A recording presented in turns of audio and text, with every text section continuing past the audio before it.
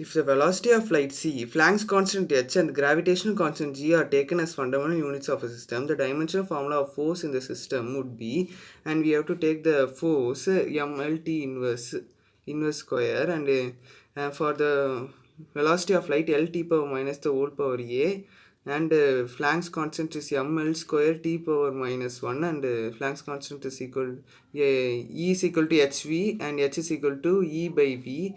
M inverse L cube T inverse square, the whole power C is the gravitational is the dimension of gravitational constant G.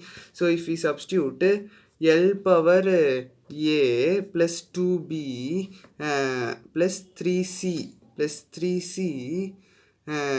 into M power B minus C and T power minus A minus B minus 2C. So m L t power inverse 2. So m is equal to 1. B minus C is equal to 1, and A plus 2B plus 3C is equal to 1, and 3C is equal to 1, and minus A minus B minus 2C is equal to minus 2. So if we add these two, B plus B minus C is equal to minus 1. B plus C is equal to minus 1.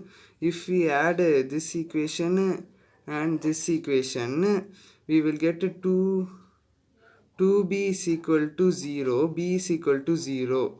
If we substitute b is equal to 0 in equation, the minus a minus b minus 2c is equal to minus 2, minus a minus 2c is equal to minus 2 will come.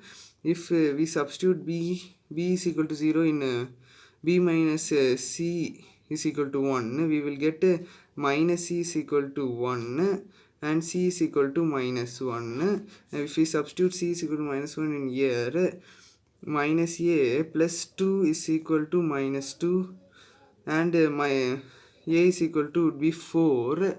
A would be 4. So the dimension of dimension of light, speed of light would be 4, and the dimension of gravitational constant would be minus 1, and Planck's constant would be 0. So the answer is option 2.